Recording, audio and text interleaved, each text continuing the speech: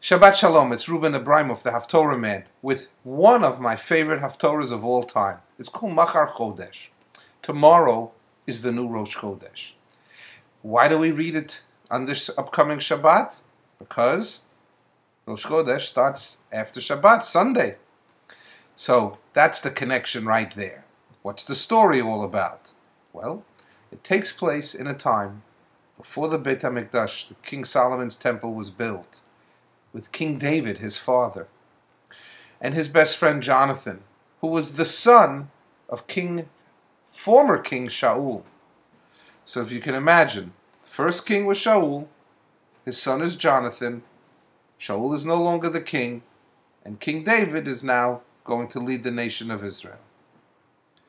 Turns out that Shaul was extremely upset with David, but he had mood swings. So they were never really sure, Jonathan and David, if it was safe to be around Jonathan's father.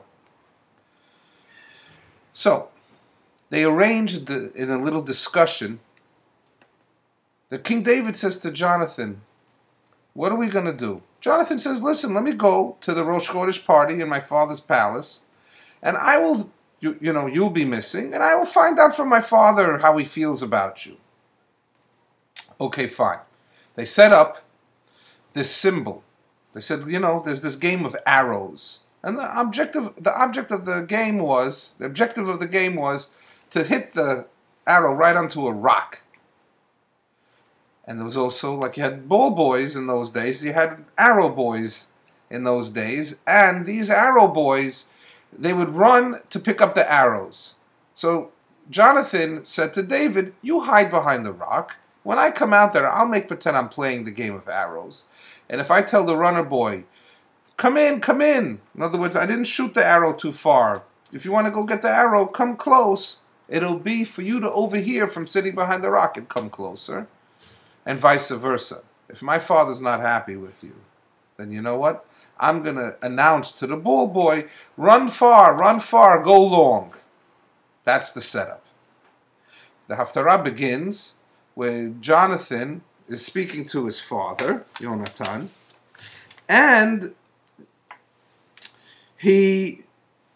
Shaul, the first day he didn't say anything. It was a 2-day Rosh Chodesh. So Shaul is at the party, and on the second day, he asks, where's David? I mean, maybe yesterday he wasn't tahor, he was spiritually impure, but that doesn't last for 2 days. What's today's story? He goes, "Well, I gave him permission to go spend the holiday with his family." Well, you can't imagine what happened. The father takes out a sword and he fires it right towards where the son was sitting next to King David's chair that would have been if he was sitting there. He's like, father's like really angry. So now Jonathan says, "I think I better go outside." And he goes outside, and he goes out to the field, and the arrow boy is there with him, and he pulls far. Woo! And he says, "Run for it, go as far as you can for it." Meaning, David, my father's going to kill you. You better get out of here. Nevertheless, the two of them risked being seen together and being killed.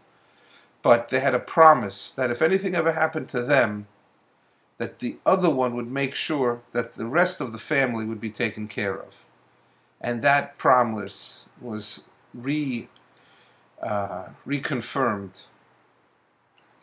before the two of them left.